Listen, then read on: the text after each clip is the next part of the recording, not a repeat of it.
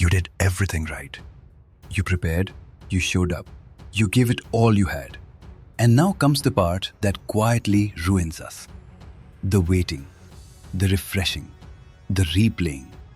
The part where your peace depends on a result you no longer control. Why does the outcome have such power over us? 3,000 years ago, on a battlefield, Krishna gave Arjuna the answer. And it is still the clearest thing anyone has ever said about it. Last time, Arjuna froze. The greatest archer alive let his bow slip from his hand, paralyzed at the edge of the most important moment of his life. Krishna lifted him with the teaching of the deathless self. But Arjuna's fear was never only about death. It was about result. What he would win, what he would lose, what it would all be worth. And so Krishna turns to the deeper sickness underneath the fear. Here is the trap, and almost everyone alive is caught in it. We don't just act. We act, and then we chain ourselves to what the action produces. We tie our worth to the score. And the moment we do that, every effort becomes a gamble, and every result becomes a verdict on us. Krishna names this directly. He says the people who act only for the reward are to be pitied. Not because reward is evil, but because they have handed their entire inner life to something they cannot command. And then he says the line, the most famous line in the Gita. Karmanye Vadhikaraste, ma phaleshu kadachana, ma karma phala hetur, bhur mate, sangostva karmani. Now this is the part people get wrong. Krishna is not saying don't care. He is not saying results don't matter or that you should drift through life half trying. In the very same breath he says, nor let your attachment be to inaction.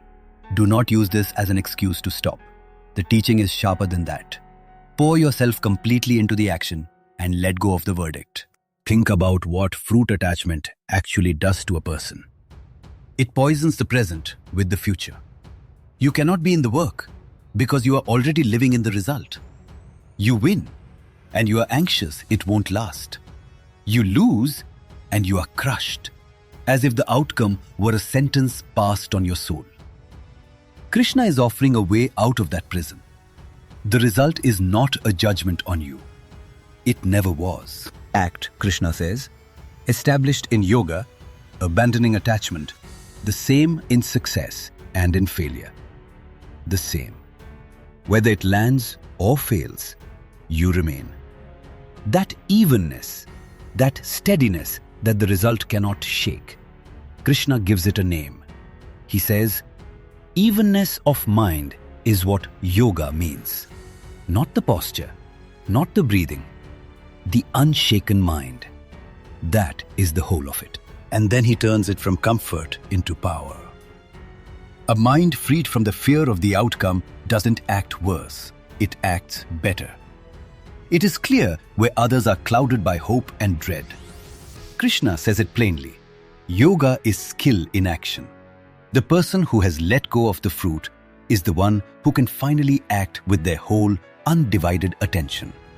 The letting go is not weakness, it is mastery. So what does this look like, lived? It is the surgeon whose hands are steady because they are here, in the cut, not in the verdict. It is the artist who makes the work and releases it. It is the parent who gives everything and does not try to script the child's whole life. You do the work as an offering, fully, with care. And then you open your hand and let it go. This is what Krishna is handing Arjuna on that battlefield.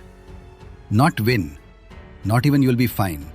Something harder and freer. Act, because the action is yours to do. And stop carrying a result that was never yours to carry. The bow he could not lift out of fear, he can lift now. Because the unbearable weight was never the bow. It was the outcome. And Krishna has just taken it from his hands. So the next time you are caught in it, refreshing, replaying, waiting for the verdict, remember what was said on that field. You have a right to your effort. You have never had a right to the result. Do the work fully. Then open your hand. The freedom you are looking for is not in winning. It is in letting go of needing to.